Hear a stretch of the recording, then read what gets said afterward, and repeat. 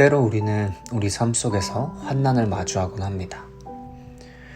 이 세상 속에서 하나님의 자녀된 이 크리스천됨으로서의 정체성을 지키기 위해 겪는 어려움과 손해, 또 핍박 등이 있을 수 있고, 직장이나 학교 내 인간관계 속에서 겪는 관계의 어려움이나 또 재정의 문제, 개인적으로 씨름하고 있는 죄의 문제, 혹은 질병의 문제 등 이 삶을 살다 보면 우리에게 갖가지 환난이 찾아오곤 하는데, 이 모든 문제와 어려움, 즉 환난은 우리와 우리 주변 사람들의 삶에 늘 존재하며 우리를 곤란하게 만듭니다. 단편적으로 바라보았을 때 이런 환난의 순간에 우리가 가장 바라고 소원하는 일은 무엇일까요? 그것은 아마 그 문제가 해결되므로 더 이상 환난 가운데 있지 않게 되는 것일 것입니다. 그러나 오늘 본문의 시편 기자는 이렇게 고백합니다. 내가 여호와께 바라는 한 가지 일, 그것을 구하리니 곧 내가 내 평생에 여호와의 집에 살면서 여호와의 아름다움을 바라보며 그의 성전에서 사모하는 그것이라. 여기서의 여호와의 집 그리고 성전은 건물을 이야기하는 것이 아닙니다. 이 본문 후반부의 기도가 이 주장을 뒷받침해 주는데, 시편 기자는 이렇게 고백하고 있습니다. 내가 주의 얼굴을 찾으리이다. 즉 시편 기자가 소원하는 것은 여호와의 얼굴을 찾으며 여호와의 집, 성전에 거하는 것, 다시 말해 하나님의 임재입니다.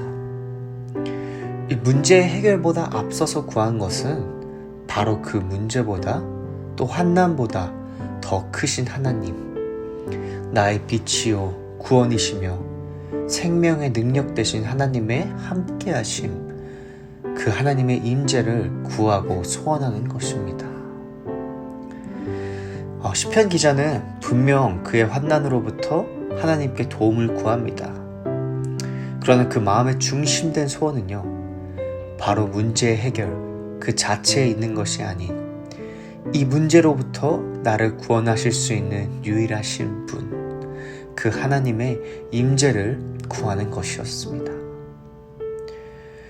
우리의 문제들을 우리가 혼자 속에 담아두고 혼자 해결하려 하면 그 문제는 결국 개인의 문제에 머물게 되며 스스로의 의지와 결정에 의존하게 되는 바람직하지 않은 결과를 불러일으킵니다.